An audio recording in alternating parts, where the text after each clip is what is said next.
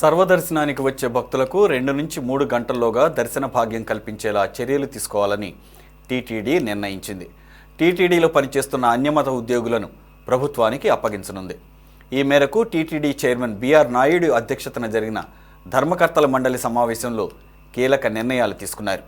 శ్రీవాణి ట్రస్ట్ను రద్దు చేయాలని నిర్ణయించారు. శ్రీనివాస సేతు పై వంతెనకు గరుడ వారధిగా నామకరణం చేయాలని నిర్ణయించినట్లు ఆయన తెలిపారు. 30 గంటలు ఎవరైతే క్యూ లైన్లో ఉండి దర్శనం చేసుకుంటున్నారో ఆర్టిఫిషియల్ ఇంటెలిజెన్స్ సహకారంతో కొంతమంది కన్సల్టెన్సీని కన్సల్ట్ చేసి వాళ్ళకి 2-3 గంటల్లోనే దర్శనం అయ్యేలాగా నిర్ణయం తీసుకున్నాం. అన్యమతస్థులు ఎవరైతే టీటీడీలో పనిచేస్తున్నారో వాళ్ళకి మొట్టమొదటిసారిగా వాళ్ళని పిలిపించి వాళ్ళతో కన్సల్ట్ చేసి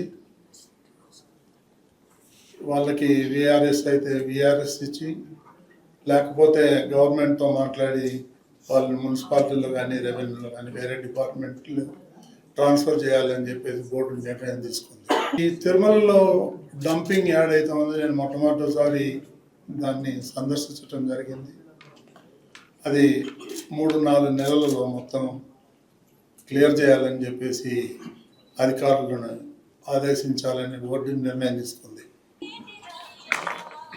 ముఖ్యమంత్రి చంద్రబాబు నాయుడు గారి హయాంలో ఈ గరుడ వారధి ఏదైతే ఉందో ఆయన స్టార్ట్ చేశారు.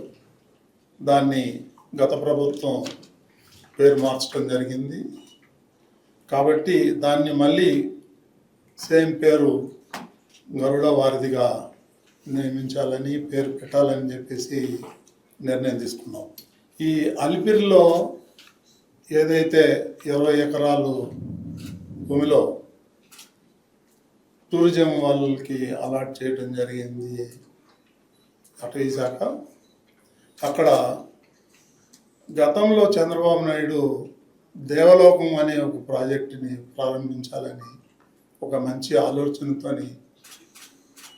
వారు ప్రారంభిస్తే దాన్ని ఇప్పుడు కొన్ని చేతులు మారి ముంతాజ్ అనే హోటల్ 5 స్టార్ హోటల్ కన్స్ట్రక్షన్ కోసం ప్రయత్నాలు జరిగినాయి. అది కొండకు ఆనుకొనే ఉంది కాబట్టి అది హిందువుల యొక్క మనోభావాలు దెబ్బతింటాయి. దాన్ని మేము సుదీర్ఘంగా చర్చించాం. దాన్ని ఆ ప్రభుత్వం అది భూమి అయితే ఉందో దాన్ని టీటీడీకి హ్యాండ్ ఓవర్ చేయమని చెప్పేసి గవర్నమెంట్కి రిక్వెస్ట్ చేయాలని చెప్పేసి బోర్డు నిర్ణయం తీసుకుంది.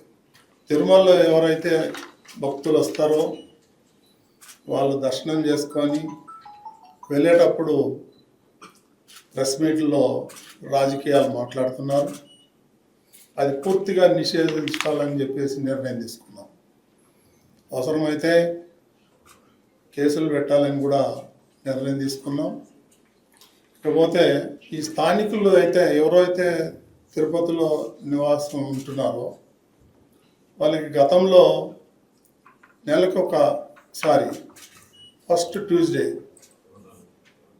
వాళ్ళకి దర్శనం కల్పించేవారు. ఈ మధ్యన దాన్ని రద్దు చేశారు. దాన్ని తిరిగి పునరుద్ధరించాలని చెప్పేసి నిర్ణయం తీసుకున్నాం.